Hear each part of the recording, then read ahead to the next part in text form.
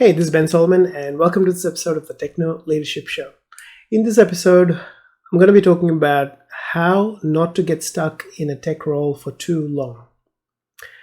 Now, I see there's a lot happening in various people's careers. In my career, I've always been fairly proactive, and I've moved around a fair bit, always looking for the next step up, and I guess I'm more comfortable with change than being stuck. But I've also seen others who, stay in one place for 10 years, 15 years, 20 years and kind of stagnate. Yes, you get familiar with things, you know how everything is working. And yes, you probably, once you've set everything up properly, you don't really have to do a lot other than life cycle management. Every few years replacing things and growing there, and you get your CPI increases every year, so you're like, oh yeah, I'm getting increases in salary, I've got a stable environment, and I've got a team that I'm working with, whatever it might be. And you just get stuck, you get stagnant, and there's no growth. The thing I've found, especially in today's day and age, with technology moving the pace that it's moving, the business environment moving the way it is moving, and if you are ambitious and if you desire to grow and don't want to be stuck, you need to proactively move around.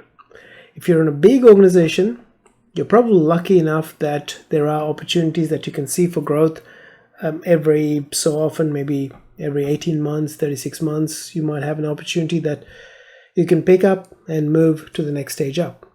But if you're in a smaller organization, that's not going to happen. So if you want to grow in your skills, in your capabilities, and financially and otherwise, you need to take charge of your own life, your own career, and every so often move up. In my case, usually I've stayed in an organization or with a particular client for 18 to 24 months. That I find is the perfect amount of time for me to ensure that a whole digital transformation as such occurs, and everything is documented, everything is set up, and then it can be just maintained. I like a challenge.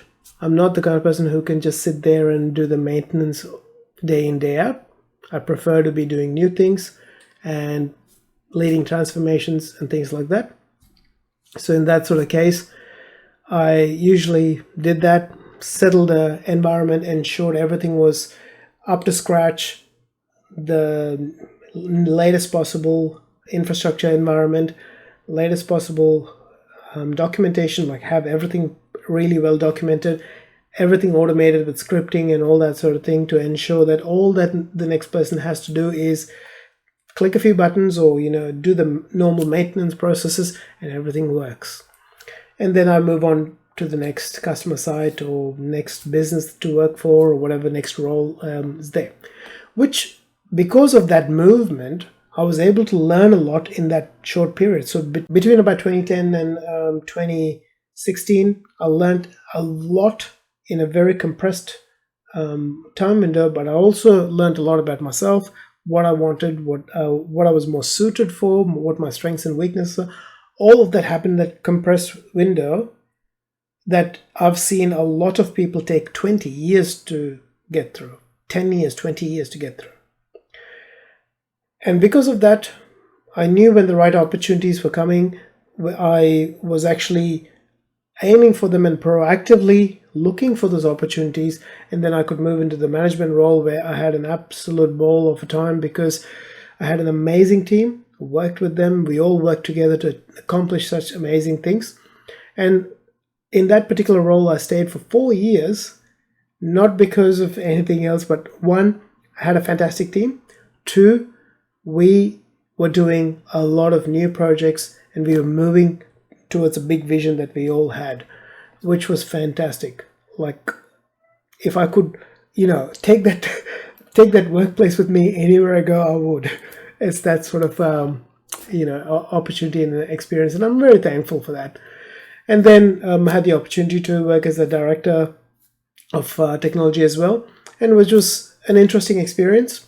And then I've come to a point where I want to share everything that I've learned in my career, and hopefully help more people create fantastic teams, help your teams accomplish great things, and actually be the technology teams and engineering teams to be the drivers of innovation in a business. Like in a lot of businesses, no matter what business we're in, technology and engineering seem to be considered as cost centers because we spend a lot of money to be able to do the things that we do. But what we need to position is the fact that we are multipliers of value and people who bring the ability to leverage and exponentially grow their business. That people may not realize that, but we need to help them understand that because of what we do, they're able to do the multiplication and the scaling that they're able to do. But that's basically it. Look, if you're stuck in a role for too long, you tend to get stuck in a rut. You might not keep up with new technologies as they're coming up, and you don't have fresh perspective. And also the fact that you're staying in the same place can lead to stagnation in multiple levels.